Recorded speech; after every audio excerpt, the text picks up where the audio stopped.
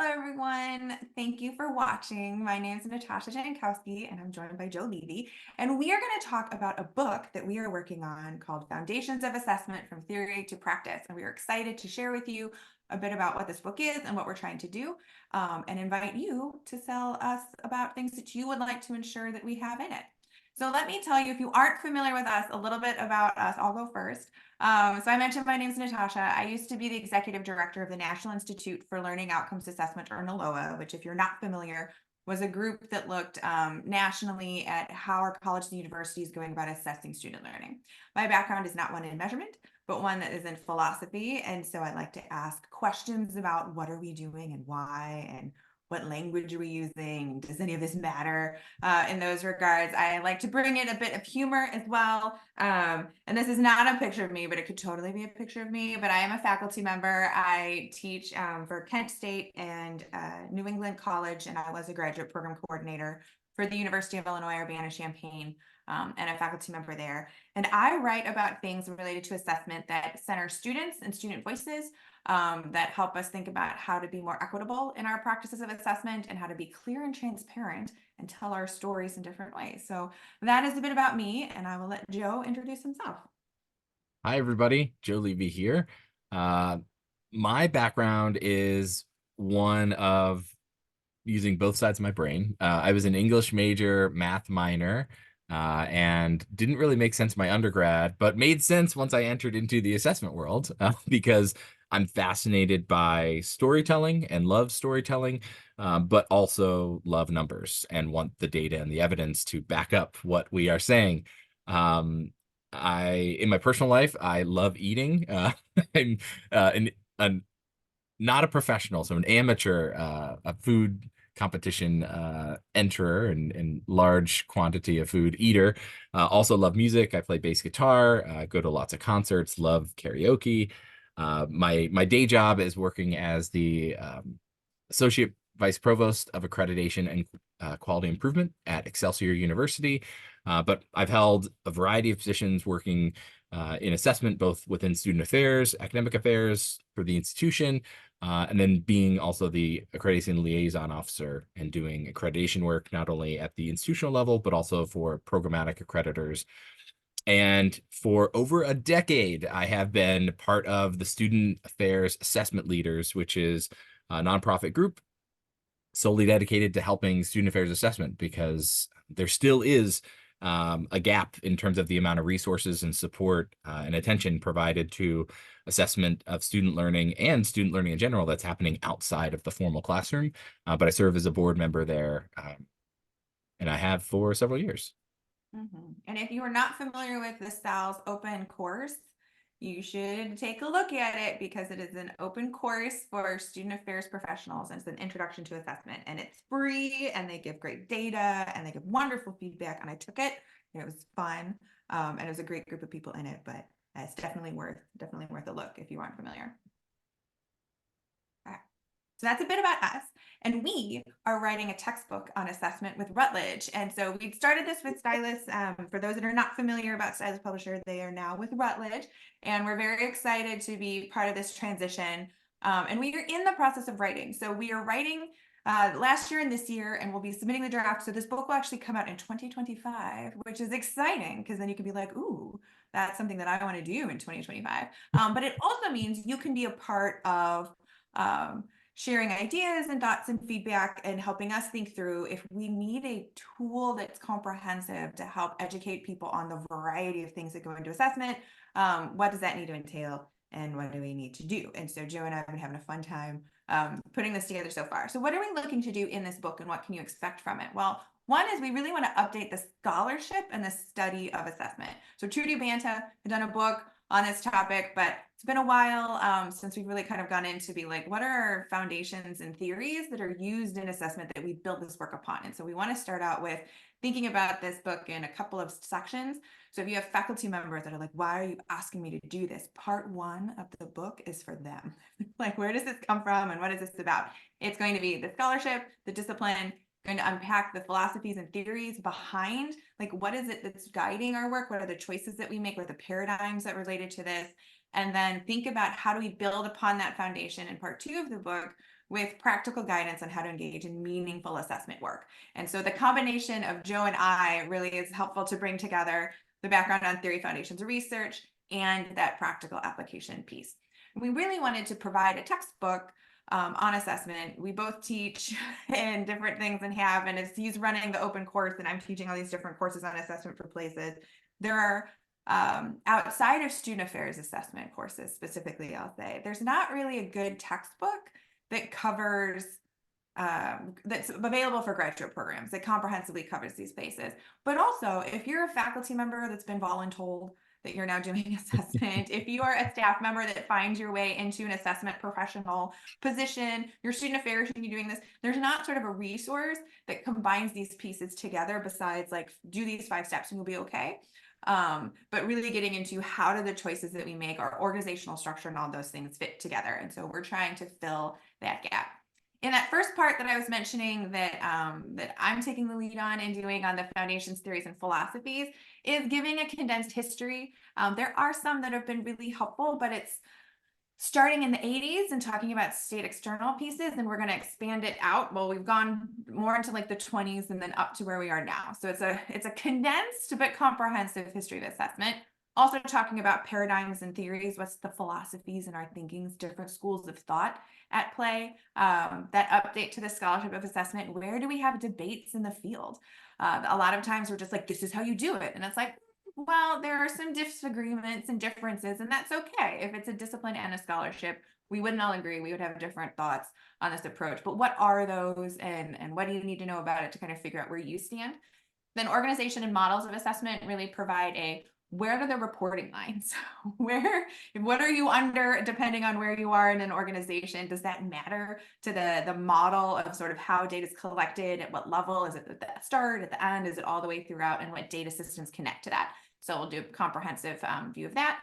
And then lastly, connecting assessment with educational design and conversations that are happening in educational design. So not just a reporting, but a part of our intentional creation of programming and thinking of too about our like courses and our pedagogy. So that's really chunk 1.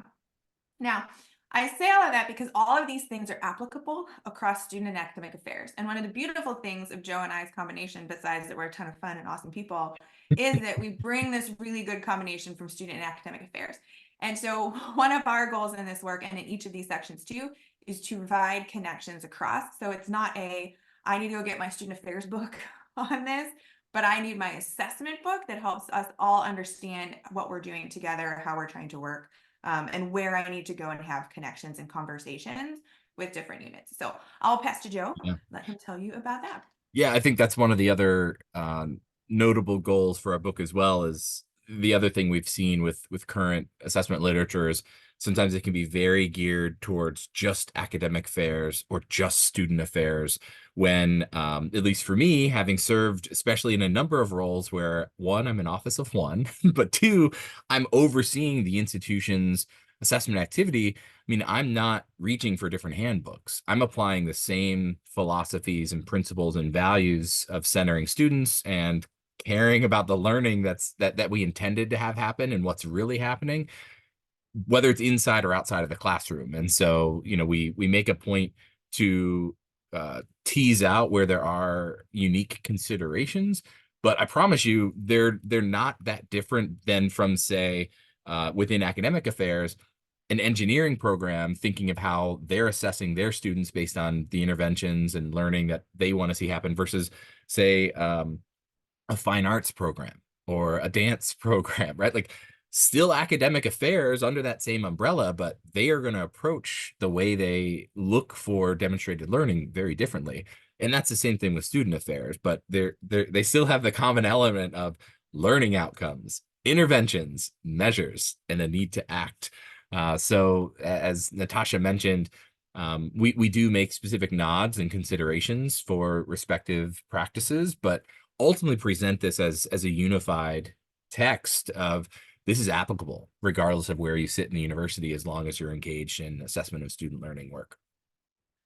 So then as we shift to this theory to practice element, we really dig into some common elements of an assessment cycle or the assessment work, starting first and foremost with learning outcomes and how the process is more than just a Mad Libs exercise of a formula with certain words in certain places and a checkbox, but really intentionally approaching how we articulate our learning outcomes. And then that being part of and the importance of having this firm foundation of an assessment plan. And when we talk about assessment planning, we're talking about learning outcomes, but also having alignment and articulation of mission and purpose for your office, and alignment to higher order learning outcomes and strategic initiatives for the university, and then identifying what actually you're going to be measuring and what measures you will use, what methods, and setting targets for that, right? And really having all of these things clearly laid out as your plan before you take action and before you dig into collecting your data, so that you can clearly have a vision in mind of what your work's going to look like. Which then leads to the next chapter, right? Of assuming we collect our data, what do we do then? How do we analyze it? And how do we take action? And how it really is a bit more of an art than a science, especially because, at least for us, we see assessment, evaluation, and research a bit on a spectrum, but certainly agree that the hard requirements around research do not apply to assessment, right? We're not immediately throwing data out just because it has a certain sample size, because we're not trying to generalize these results for the world. We're trying to take action for our specific students, for our specific interventions. And so there are more of these artful considerations as opposed to these hard, black and white, scientific, rigid restrictions. But that it's a necessary art, and it's an important art. And then zooming out a little bit to talk about, as you navigate through assessment, what can help personalize your process choices, and what are the considerations for your specific institution and institutional type, and where you sit in the university, that you need to think about as you're doing this work to lead a specific office or department, to lead at a divisional level, to lead at the institutional level, and what to hold constant, or what multiple perspectives to give attention to as you're looking to do that work.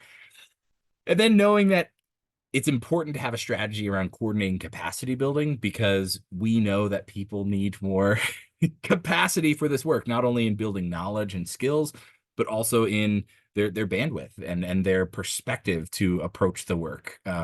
Hence why, they were eager to take our book proposal, because we know there's more space to be done and assistance to be provided for folks, but how to do that strategically in an intentional way, to achieve your goals. And then the next big chunk, as we move from theory to practice, kind of the last section element, is this strategy piece, or this strategic leadership for assessment. And on the next slide, we have this little wheel, almost, of how these pieces can all fit together, of competencies of assessment professionals. So kind of rolling in from that capacity building to thinking, well, what are the essential things people need to hold steady and have as competency to be an assessment professional. Prioritizing partnerships, because we can't do this work alone. This work won't go very far if we don't have partnership and support from entities across campus and even outside of the institution.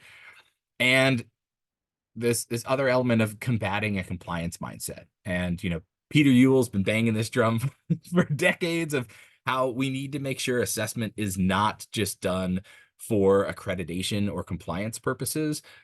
This work is much more meaningful than that. It goes deeper than that. And if we find ourselves sustaining or maintaining a culture of compliance, then yeah, it's going to be easy to see the work as not meaningful, and to not want to authentically engage, and to not see it as a good use of your time, or that things aren't coming about from it. And so really exploring how to make the work more meaningful, and still, yes, meet the compliance needs or the external accreditation elements. And all of this really centers around the promise of assessment, and how to best deliver on that promise. Thank you, Joe. That was beautiful. I'm like, single tear. I think the strategic leadership part is so important, and I think sometimes missing too on the like all this sounds great and I'd love to do it, but how do we do it in different contexts? How do we engage with our history of how we've been doing this in an institution? And if your academic leadership or your supervisors are not as interested in these things, what are your opportunities to move the needle? And I think doing some more work on that here is really key. So this is where we also want to say that's what we're thinking, and these are the things that we're doing. And that was also a very quick high level. And so there's a lot of detailed outlines. There's a lot of words that are behind all of these things, but we'd love to hear from you. If there's ideas, if there's requests that you have, if you're like, oh my gosh, it would be amazing if you would just solve this problem for us or cover this topic in the book or address this sort of thing as we're doing it, because we have the chance to be able to fold that in at this point in time. And so we are doing this more to say, hey, we're working in this space, this is coming, but also to say if there are things that you want to see, if there are conversations that you want to have, we would love to hear from you. And so we invite you to either email us or contact us some other way and share any ideas or thoughts or requests that you might have. Great. All right. Well, we appreciate you all viewing and listening. Hope you enjoyed the conference that you're attending, and we hope to hear from you. And we'll certainly be giving more updates on our progress as we get closer to 2025. Yay. All Take right. care, Thank all. you, everyone.